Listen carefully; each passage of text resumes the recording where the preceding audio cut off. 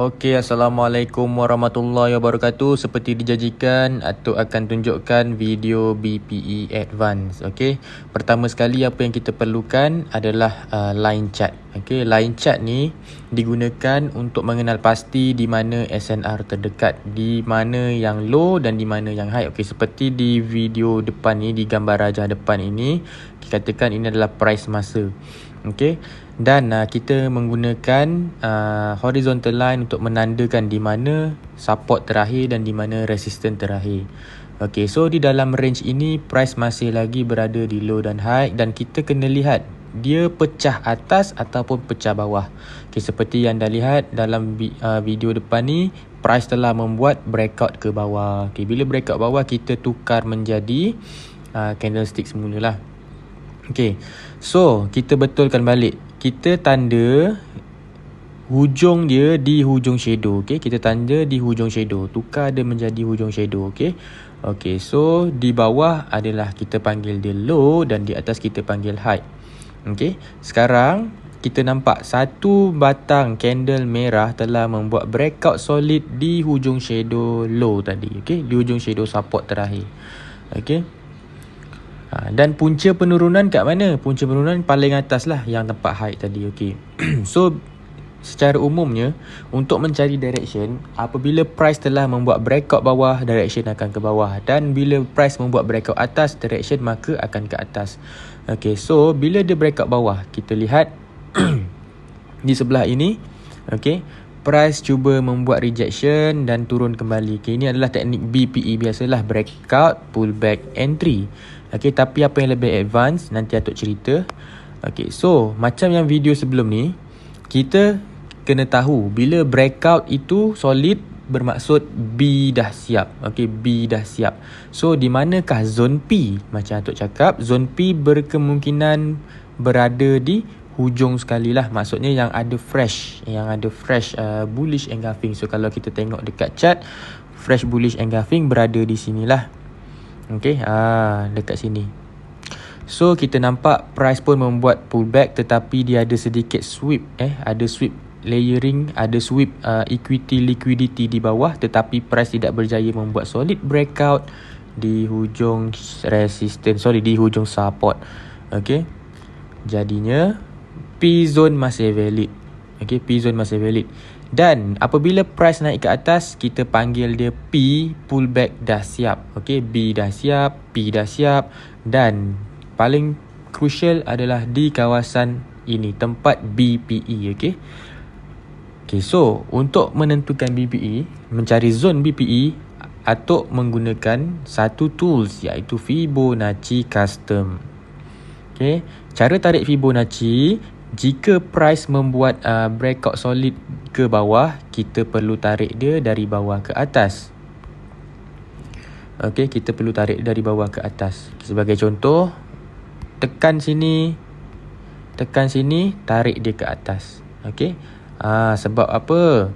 Sebab price telah breakout bawah, kita tarik dia dari bawah ke atas. Kalau price breakout atas, kita tarik dari atas ke bawah. Faham sebab apa kita nak cari pullback? Okey. So price breakout bawah, kita tarik dari bawah ke atas. Okey, so nanti Atuk akan sharekan setting Fibonacci ni. Okey.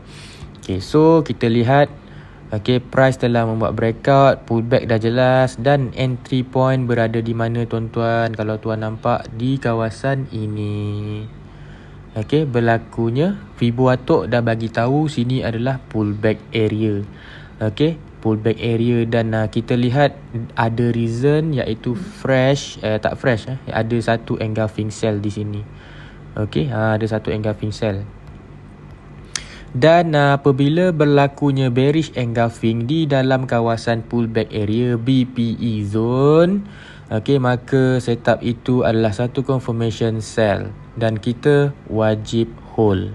Okey, SL di mana? SL tuan-tuan boleh letak apabila price membuat breakout solid di atas ni, ataupun price membuat breakout solid di whole pullback area. Okey, whole pullback tu. Okey, katakan SL kat sini. Katakan kat sini SL dia. Okey. Ataupun kalau tuan-tuan nak lebih selamat, apabila price membuat breakout solid di atas line pullback area yang teratas ni, maka setup itu akan menjadi sedikit high risk lah. Okay. Dan tuan-tuan lihat price telah pun membuat penurunan sharp entry terus ke TP1 kembali. Okay.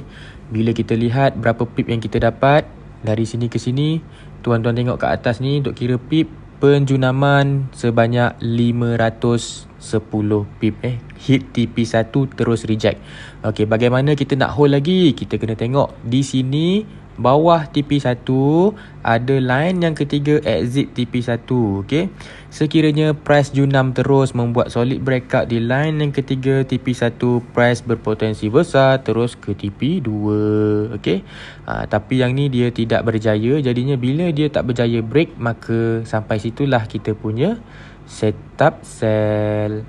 Dah boleh exit. Okey, 520 pip sekali jalan. Okey, faham tuan-tuan? Okey, so atuk ulang kembali. Price membuat sideway dan ada support terendah dan resistance tertinggi. So tandakan dulu price breakout mana sekarang ni? Breakout bawah. So direction akan ke bawah. Breakout pullback entry, cari fresh engulfing zone. Okey, di area-area TP1 dan entry buy. Pecah bawah dia akan pergi area-area TP2 lah untuk buy. Okey. Dan berlakunya pullback ke atas bermaksud P dah siap. Tadi B dah siap, sekarang P dah siap. Dan tempat yang kita kena tunggu adalah di pullback area. Okey. Berlaku bearish engulfing di pullback area, maka cuba hold lah. Okey, cuba hold. Dan target di mana? Target di TP1 balik ataupun TP scalping. Kalau nak scalping, TP1 scalping lah. Kalau nak hold jauh sikit, ambil TP1. Tapi kalau dia breakout exit line yang ketiga ni, dia boleh hold lagi sampai TP2. Okay. Jika TP1 reject, maka sampai situlah kita punya sell. Okay, so ini adalah setting Atuk punya Fibo. Okay, boleh lihat. Boleh screenshot. Okay, boleh screenshot dan tulis sebiji macam ni. Atuk tulis, Atuk dah custom. Okay, stop loss, last entry, golden zone, full margin, hold pullback, last breakout, TP2, complete cycle, pullback area, TP scalping. Okay, ni adalah zone-zone Fibo lah. Okay. Dan tuan-tuan, apa gunanya benda di atas ni? Apa gunanya full margin? Apa gunanya golden zone? Okey, ini kita gunakan untuk entry yang biasanya untuk lot yang agak besar lah. Okay, tetapi dengan syarat kadang dia tak boleh hold jauh lah. Sekiranya contoh price berjaya membuat satu kenaikan dan membuat breakout solid di pullback area dan ada demand dalam pullback area, okey, tapi tak berjaya close bearish engulf, maka price akan berpotensi naik lagi ke atas. Dia akan target ke full margin. Okay, full margin level ni, okay, biasanya kalau pecah solid terus cut lah. Okay, kalau tak pecah solid dia reject, boleh entry. Okay, ada rejection di full margin, boleh terus entry. Biasanya zone dia tak besar lah, dia makan dalam 10 pip macam tu saja.